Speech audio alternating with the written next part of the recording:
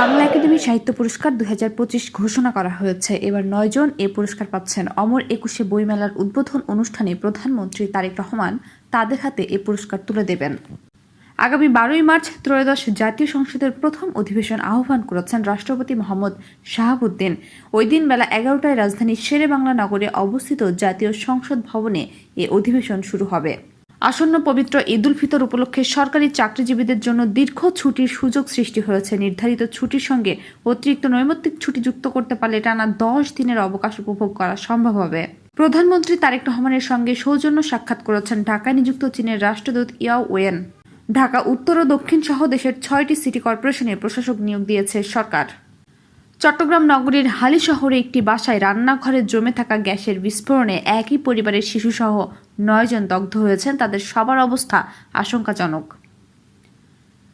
বিয়ের প্রলোভন দেখিয়ে এক তরুণীকে আটকে রেখে হেনস্থা ও আপত্তিকর ছবি তৈরির চেষ্টা করার অভিযোগে বিতর্কিত কণ্ঠশিল্পী মাইনুল আহসান নোবেলকে গ্রেফতার করা হয়েছে।